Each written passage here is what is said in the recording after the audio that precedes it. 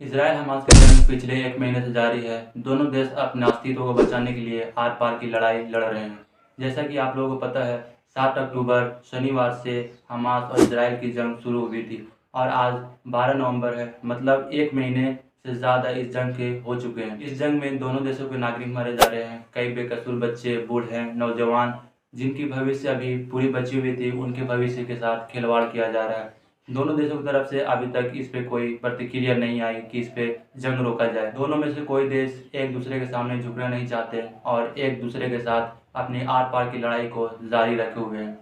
इस बीच यूएन में एक प्रस्ताव पास हुआ जो कि फिलिस्तीन में इजरायली बस्तियों के खिलाफ था। आपको साफ लफ्जों में बताएं तो जिस फिलिस्तीनी क्षेत्रों पे इसराइल का ज़बरदस्ती कब्जा है, उसको लेकर आज यूएन में एक प्रस्ताव पास हुआ जिसमें 145 देशों ने इसके समर्थन में मतदान किया।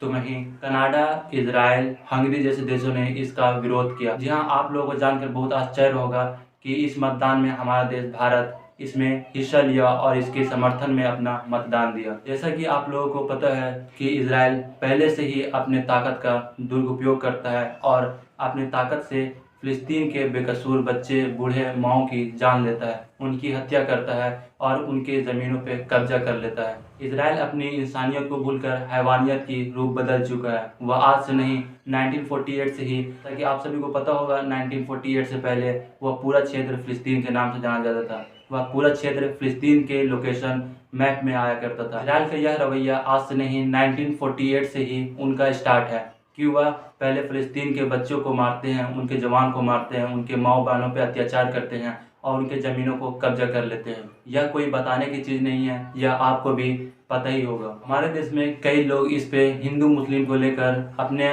विचार और अपना समर्थन इजराइल की तरफ दे रहे हैं, तो कई लोग अपना समर्थन और अपना वोट हमास की तरफ दे रहे हैं। मगर इन दोनों से मैं एक बात करना चाहता हूँ, क्या इंसानियत नाम की चीज़ खत्म हो गई? इंसानियत नाम की भी कोई चीज़ होती है। जो गलत है उसका विरोध करना चाहिए और जो सही है उसका हमें समर्थन करना चाहिए। किसी का भी धर्म ये नहीं बताता कि हम अपने जाति को लेकर, अपने जाति विवाद को लेकर हम किसी जाति को नीचा करें, उसे झूठ ना रहते हुए भी झूठा में डाल दें और समाज के सामने उसे शर्मिंदा कर दें। आपका इस संगीन समस्या पे क्या विचार है? कमेंट सेक्शन में ज़रूर बताएं। धन्यवाद।